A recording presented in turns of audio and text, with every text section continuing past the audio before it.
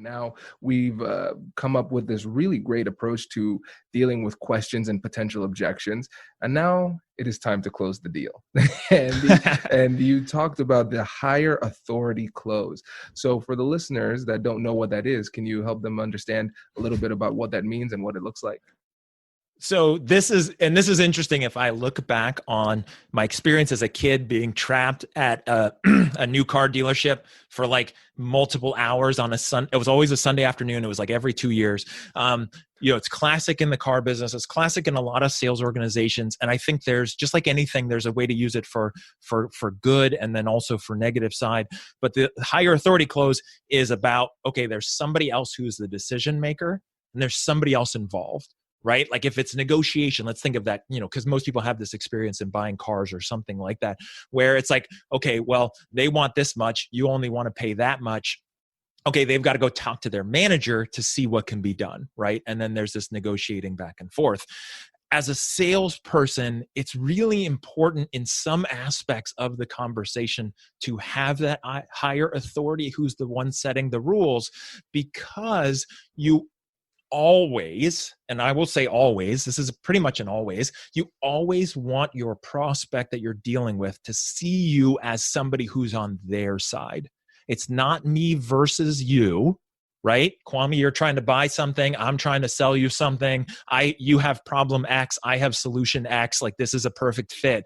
It's not me versus you. Because again, this goes into if you end up down a rabbit hole of negotiating with your prospects, I feel like you've done something incorrectly in the process somewhere, because they feel like it's a negotiation. Again, you don't negotiate with your doctor unless you feel like it's you versus your doctor, right? You feel like they're telling you something you don't want to hear and you don't trust them, then you will battle your doctor and you won't do it. In sales, it's the same thing. You want your prospects to feel like it's you and them versus their problem, versus their situation, versus their goals, versus the world. It's you and them. And so when you are the decision maker, when somebody says, well, I know you want to charge $5,000 for this, but will you do it for $4,000? And you're like, can you do $4,500? Now it's me versus you.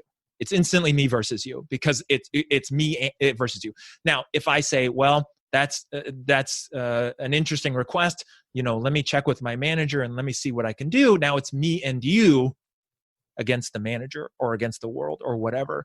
And so it's always important to do that, is to have somebody else who is the decision maker and or bring them into the conversation so that you're always the advocate for your prospect. And again, you could be selling TVs, you could be helping someone buy a house. You always want to be the advocate that's literally either arm in arm with your prospect, arm over their shoulder. Sometimes you have to pick them up and carry them across the finish line because they just won't make the smart decisions without you just, using a lot of persuasion and willpower, depending on what you're selling. But it really should always feel like you and them.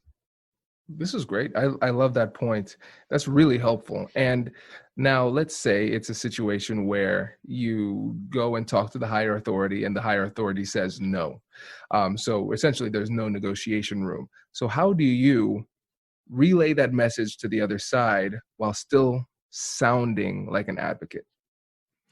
It's two things. One is always empathizing and helping they understand, like, hey, the manager said that's not a possibility.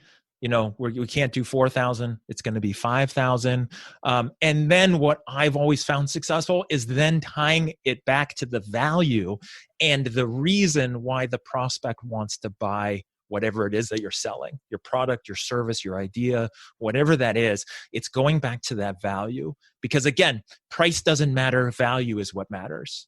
It's about the value, and value only matters, in my opinion, if it helps that person in some way, right? Like whatever that is. And the only way to get that is by asking questions and understanding the prospect. A lot of times in sales, what people do is they just go through their process. They don't actually know why that person would want to buy your product or service. They just assume everyone does. They assume they know everyone's reason for wanting it. And then they just take the same approach. And when it comes down to that point, at the end, they can't say specifically like, hey, John, this is $5,000, but we both know this is the tool that you need to help you get out of debt so you and your family can buy a house next year.